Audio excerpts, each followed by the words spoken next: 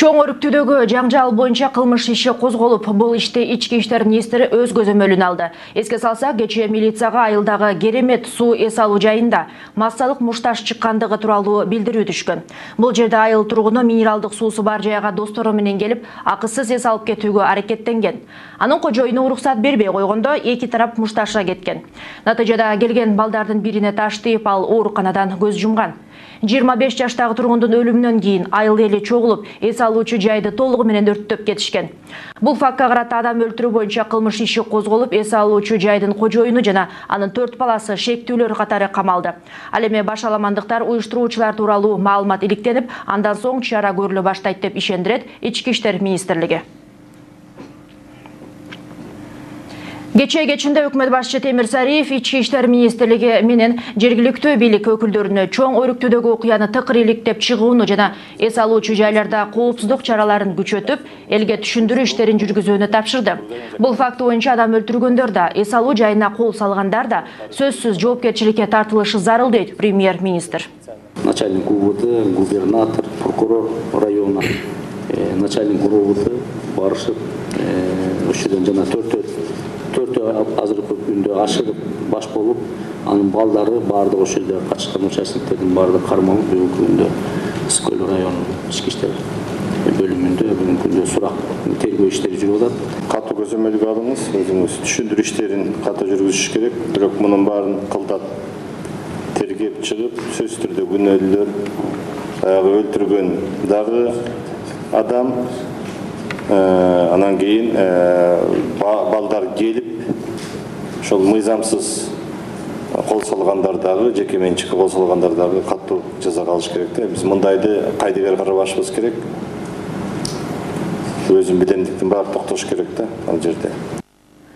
Чоң өрүктүдөгү окуя алгачкысы эмес. Эс алуу жайлардын ээлери менен жергиликтүү тургундардын ортосунда жаңжалдар мурда да болуп келген. Бирок ортодогу нааразычылыктарды жоюу боюнча өкмөт тарабынан алгылыктуу иш жүрө элек. Канткенде чыр-чатак түшүнбөстүктөргө чекит койсо болот. Айда Яманкулова сураштырды. Чоң өрүктүдөгү Керемет суу пансионаты азыр таанылгы сабалга кептелди. Айыл жашоочулары чогулуп эс алуу комплексин, кожоюндун 2 кабаттуу үйүн өрттөп салышты. Жергиликтүүлөрдүн мындай кадамына айылдык жигиттин мерт кетиши түрткү болгон. Көлөрөнүндө дээрлик ар дайым пансионат ээлери менен жергиликтүү тургундар тарабынан жаңжал чыгып турат. 2 жыл мурун Сары Ойдо жайгашкан Карвен жана Радуга борборлорунда уруш жүз берген. Эс алуучу жайдын ээлери жергиликтүүлөрдү көл жээгине бекер киргизбей коюп, каарга калышкан. Анда айылдыктар чогулуп, тосмолорду талкалап салышкан эле. Пансионаттар тургундардын талаптарын орундатып, акчасыз ичкери киргизүүнү убадалап, ишмердүүлүктөрүн сактап калышкан болчу. Аларда акча бар, бизде акча жок. Мындай окуялар бир эле Ысык-Көлгө эмес, башка жерлерге да тиешелүү. Чүйдөгү Зил лыжа базасы буга мисал. Жергиликтүү тургундар эс алуу борборунун иштешине бөгөт коюп, чуу көтөрүшкөнү маалым. Айылдыктардын опузасынан улам база ээсинин жүрөгү кармап, догдурга жатып чыккан жайы бар. Жергиликтүүлөр анда айылдын жолун оңдоп берүүнү, инфраструктураны жакшыртууга көмөктөшүүнү талап кылган. Мечит керек, клуб эмне кереги бар? Балдарга течергилеген спорт зал салып бериле дегенбиз. Жок анын баары тең. Лыжный база эртең күн менен мына ушул жылга чейин келип атат. 5 жыл болду, канча жыл болду уйгурлардын иштеп атканына.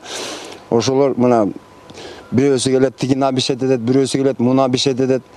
Болду ошо бойдон биз эртең күн менен, мына эртең менен ушуга келдик. Буга окшогон нааразычылыктар күчөгөнү менен бийлик алгылыктуу чара колдоно элек. Айылга таандык байлыктын үзүрүн көргүсү келген жергиликтүү калктын талабы дагы эп. Ошол эле маалда эс алуу борборлоруна белгилүү бир өлчөмдө каражат жумшап, өнүктүрүп, пайданы талатып жиберүүдөн сактанган инвесторду дагы түшүнсө болот. Анын үстүнө алар ансыз да мамлекет казнасына салык төлөшөт. Из-за чего это появляется?